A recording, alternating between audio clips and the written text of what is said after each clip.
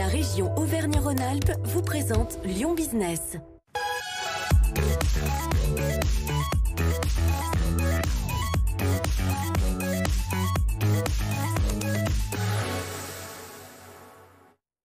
Lyon Business, votre magazine le mardi sur BFM Lyon. Bienvenue cette semaine, on va s'intéresser à la réparabilité avec notre invité Cédric Veil, directeur de SEB International Service. Bonsoir. Bonsoir. Merci d'avoir accepté notre invitation. Face à vous, comme chaque semaine, Audrey Henrion du Journal des Entreprises. Bonsoir Audrey. Bonsoir Elodie. Alors la société d'emboutissage de Bourgogne, plus connue sous le nom de SEB, est née en 1944. Votre siège social, on le rappelle, est basé à Écully. Vous avez 36 000 collaborateurs répartis dans 30 pays. En 2019, votre chiffre d'affaires s'élève à 7,5 milliards d'euros. Alors, dès le début de l'entreprise, vous misez sur des produits que l'on pourra garder toute notre vie. C'est la promesse. C'est le cas de votre célèbre Cocotte Minute. Depuis 2012, le groupe a largement étendu la durabilité de ses produits. Désormais, 95% des produits de vos marques comme Tefal, Calor, Roventa ou encore Moulinex sont réparables. Cédric Veil, vous êtes, je le disais, le directeur de SEB International Service, c'est-à-dire que vous êtes en France le monsieur réparation de nos produits tels que nos centrales vapeur, nos bouilloires ou encore nos grille-pains. Ça veut dire concrètement aujourd'hui que tous les produits que vous vendez sont réparables ? Alors, à aujourd'hui, plus de 95% des produits lancés par le groupe sont réparables, avec une démarche forte à travers un logo 10 ans réparable. Donc en 2015, nous avons lancé un produit réparable avec un logo 10 ans réparable. Proposer des produits qui sont réparables à 95%, c'est bon pour vous, c'est rentable finalement plutôt que les gens rachètent de nouveaux produits ? Alors, nous ne nous inscrivons absolument pas dans une démarche de rentabilité, mais plutôt dans une démarche de satisfaction consommateur. Vous l'avez dit en introduction, en parlant de la Cocotte Minute garantie à vie. Alors, c'est pas tout à fait garanti, mais on est dans cette optique-là. Donc, c'est d'apporter un service au consommateur et donc de lui permettre, pendant toute la durée d'utilisation de son produit, de bénéficier de ce service de réparation. Les consommateurs sont finalement assez peu nombreux à utiliser ce service de réparation. Est-ce que vous pouvez nous expliquer un petit peu quel est le parcours ? Est-ce que c'est pas un peu le parcours du combattant pour faire réparer son produit aujourd'hui ? Alors, à aujourd'hui, on veut démocratiser de plus en plus la réparabilité de nos produits.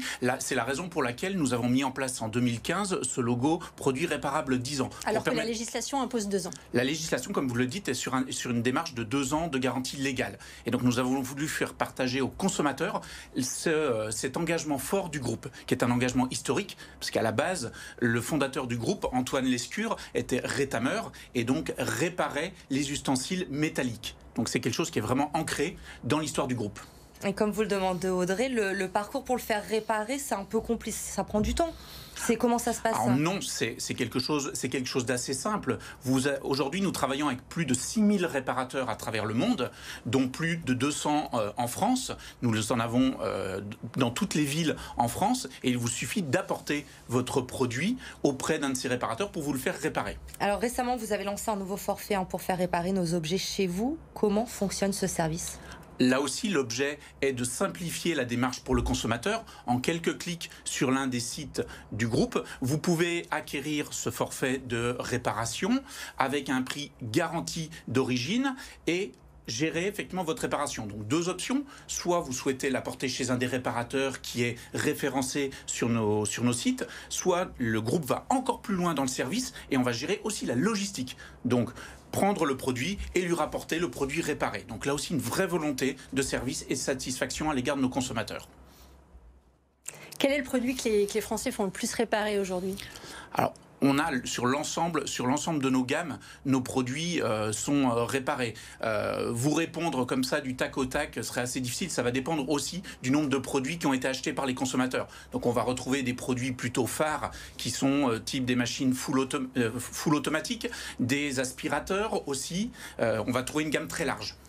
Mais par rapport à ces réparations, est-ce que vous constatez que les clients vont peut-être plus réparer du gros électroménager. On sait aujourd'hui que la concurrence est là. Il y a beaucoup de discounters sur le marché aussi. On peut avoir du petit électroménager à moindre coût. Est-ce que vraiment ça vaut le coup aujourd'hui d'aller réparer ces produits? L'engagement du groupe SEB au travers ce logo 10 ans réparable est de pouvoir bénéficier d'une réparation économique quel que soit le prix du produit. Donc qu'un produit soit vendu 30 € au consommateur ou plusieurs centaines d'euros au consommateur, l'engagement du groupe est le même. Disponibilité des pièces pendant 10 ans, une accessibilité en termes de réparation et aussi une simplicité de réparation. Donc l'engagement est le même, quel que soit le prix du produit. Alors ça, c'est à l'échelle du consommateur. À l'échelle du groupe, l'enjeu pour SEB, c'est aussi de diminuer le volume de déchets. On sait que le volume de déchets d'électroménager dans le monde chaque année, c'est 25 millions de tonnes de déchets. Vous y prenez largement votre part. Il y a aussi un enjeu pour vous d'image, de ce qu'on appelle la RSE, la responsabilité sociale et environnementale de l'entreprise, parce que tout ça vous coûte de l'argent finalement. Alors, au-delà de l'aspect monétaire, le groupe est engagé depuis 2007 dans une démarche RSE forte avec des enjeux environnementaux extrêmement forts et notamment sur la partie réparation. L'objet aussi de ce logo est d'avoir la réparation avec la pièce la plus simple possible et ne pas échanger la moitié du produit. Donc là aussi de réduire l'empreinte environnementale en changeant la pièce la plus simple possible. Le groupe SEB est le champion de l'innovation. Vous sortez à peu près 100 nouveaux produits chaque année. Est-ce que vous êtes en train de réfléchir à ce qui pourrait encore accélérer la réparabilité et la durée de vie des objets de l'électroménager? Alors, à aujourd'hui, on a une démarche qui est assez poussée. 3D, on pourrait imprimer en 3D chez soi ces petites pièces détachées. Tout à fait. Aujourd'hui, on a déjà une démarche assez poussée, comme vous l'avez souligné, avec la possibilité de faire réparer pendant 10 ans. On travaille effectivement à des schémas d'impression 3D pour permettre effectivement de continuer à proposer des pièces qui ne pourraient plus être proposées auparavant. Donc aujourd'hui, nous avons des aspirateurs, par exemple, qui ne sont plus commercialisés depuis 20 ans et nous continuons à fournir ce service.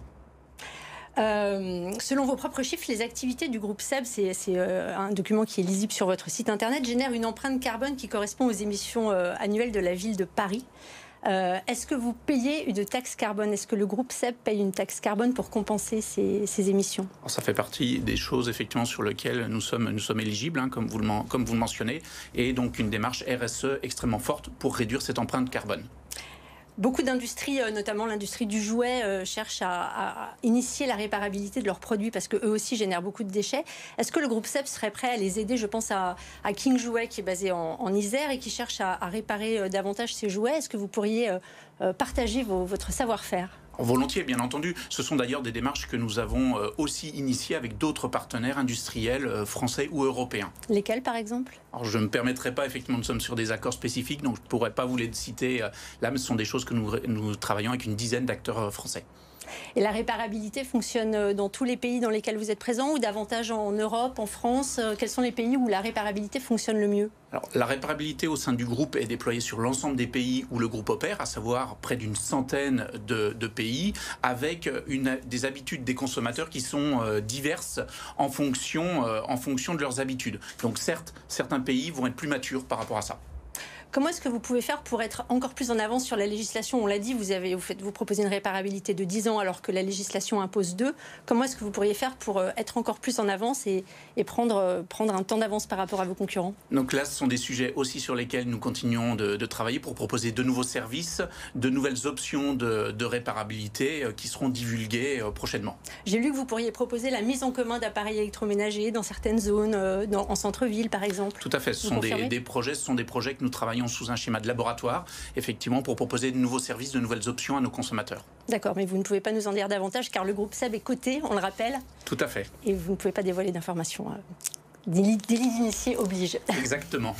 Merci en tout cas Cédric Veil d'être venu nous parler de ce sujet de la réparabilité ce soir dans Lyon Business. Le chiffre de la semaine à présent, entre 5 et 10 millions d'euros, c'est l'enveloppe que va consacrer la région à son plan d'action pour venir en aide aux étudiants. La région qui veut notamment organiser des campagnes de dépistage dans les universités en fournissant des tests antigéniques. Un appel à projet également doté de 200 000 euros a été lancé.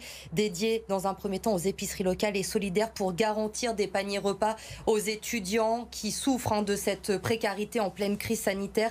Il va y avoir également un soutien psychologique mis en place par la région et puis des mesures surtout pour accompagner les jeunes vers le monde du travail, notamment vers les secteurs qui recrutent. Voilà pour ce plan annoncé par la région hier. Et puis l'info de la semaine pour terminer, si vous êtes artisan, entrepreneur ou encore commerçant à Lyon, ce label va peut-être vous intéresser. La ville a décidé de mettre en valeur la création et la fabrication locale avec un label fabriqué à Lyon. Ce label a vocation à distinguer des produits ou des gammes de produits créés, fabriqués ou transformés sur le territoire lyonnais. Alors peuvent être labellisés les domaines d'activité suivants: la mode, la création, l'artisanat alimentaire, la déco, le design, l'artisanat d'art, les produits manufacturés. Vous le voyez, vous avez jusqu'au 21 juin pour déposer vos dossiers si vous avez envie d'avoir ce label Made in Lyon. Merci Audrey. Merci Cédric Veil. Vous restez avec nous. L'info se poursuit sur BFM Lyon. Passez une très bonne soirée.